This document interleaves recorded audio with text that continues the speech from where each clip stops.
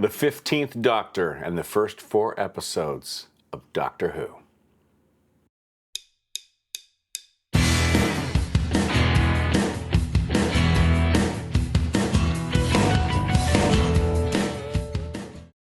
Hi, thank you for tuning into the Tom Patelson Show. We're talking about the 15th Doctor of Doctor Who, played by Ncuti Gatwa, and Millie Gibson as his companion, Ruby Sunday. And how perfect of a name is that? How perfect of a companion name is Ruby Sunday? I'm a big fan of Doctor Who now. Let me give you a brief history of my history with Doctor Who.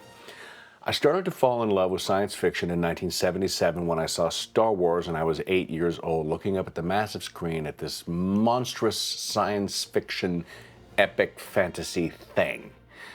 And so I started to watch reruns of Star Trek, which were always on television, and Star Trek the Animated Series.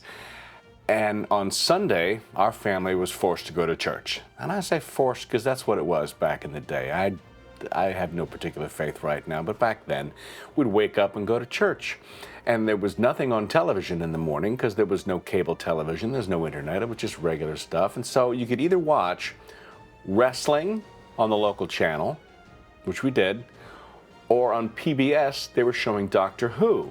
And I remember my mother saying, like, well, you like science fiction, you like Star Wars, Doctor Who's like that. Well, Doctor Who back then was played by Tom Baker, which is a lot of people's favorite Doctor. And it's a rough watch if you're a kid that just saw Star Wars.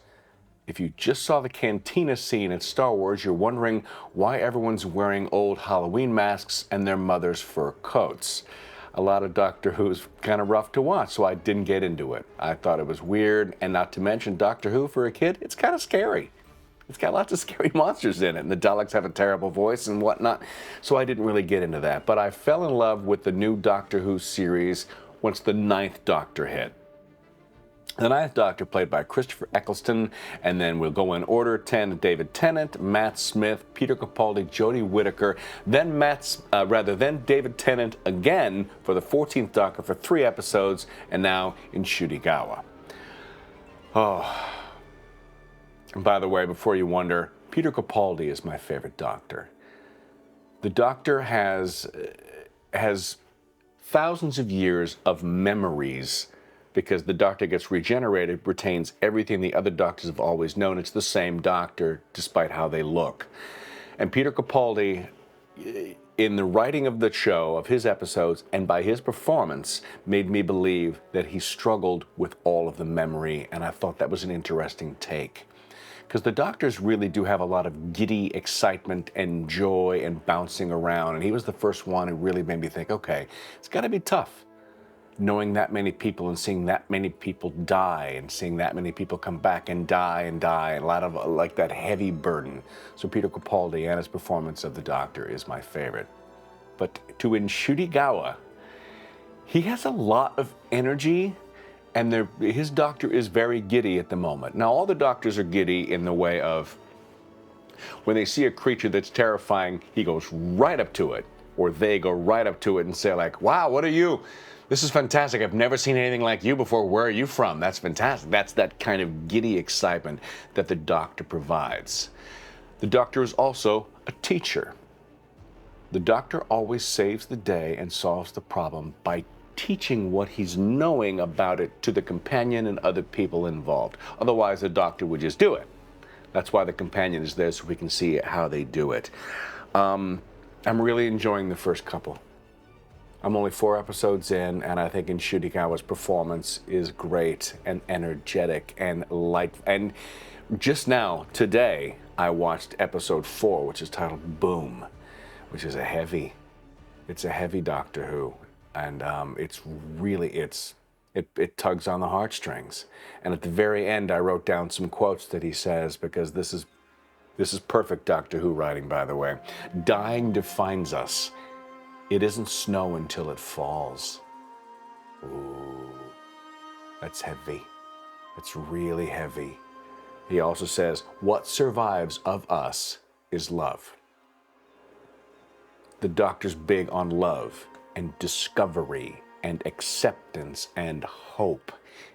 The doctor's the protector of the human race. The doctor's the protector of Earth. And every doctor gives the big speech. And Ncuti hasn't given his big speech yet. I wonder how he'll do it. But every doctor gives the speech where he's facing down the bad guys, and that the doctor has to say, I'm the doctor, and I save people. And then they do. Saves the day. Before anybody wonders about my personal opinion on the doctors themselves, I don't care what the doctor looks like. I don't care if the doctor is man or woman. I don't care what the doctor's skin color is. I don't care. The doctor is from Gallifrey and can look however the doctor wants. It's a brilliant, it took them long enough to get a female doctor and to get a doctor with a darker skin color. It took them long enough to do that, but I'm glad that they did. And finally, and Ncuti Gatwa was wonderful fun. Wonderful fun to see him play. Yeah, I'm still thinking about Boom.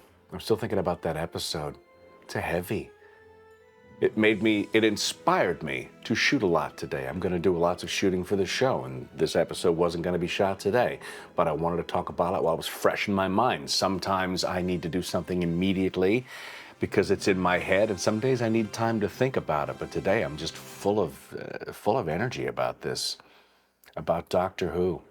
I enjoy it so much. I've got the TARDIS back on the shelf. It is my favorite incarnation of time travel, because the doctor always says you can't change time. You can't change something in the past. It'll affect the future, except he does it all the time. They do it all the time. All of the doctors do it all of the time, and it doesn't matter. They go back and they visit the Beatles. They go back and they visit Vincent van Gogh, and then they take Vincent van Gogh and bring him forward so he could see the impact of that. And by the way, that's a wonderful Matt Smith episode, Vincent van Gogh, with Bill Nighy in it. And I'll have to show the picture of the actor that plays Vincent van Gogh because I can't remember his name, but he's marvelous. That is a wonderful episode. Episodes like that bring me hope and joy, and I love Doctor Who for that. That is it's my issue with post-apocalyptic stuff because it shows the future as being terrible. And just like my first ever TikTok video talking about Star Trek, the Star Trek is hope. Doctor Who is always hope. It's always love, and it's always hope. Yeah. The first 4 episodes of Doctor Who, I'm in. That'll do it this week for my review of the first 4 episodes of Doctor Who. It wasn't really much of a review. I was just talking about Doctor Who in general, but I'm so in. In for a penny, in for a pound on Doctor Who. Like and subscribe if you like this content. Hit that notification bell so you know when my stuff drops. It drops on Sunday. We are knocking on the door of 1,000 subscribers, and when we hit that mark, I'm going to go live. And we're going to answer questions, we're going to play games, we're going to enjoy our nerddom together, and I hope to see you there. I can't wait. And until I see you next time, as always, peace, love, live long and prosper. And I mean it.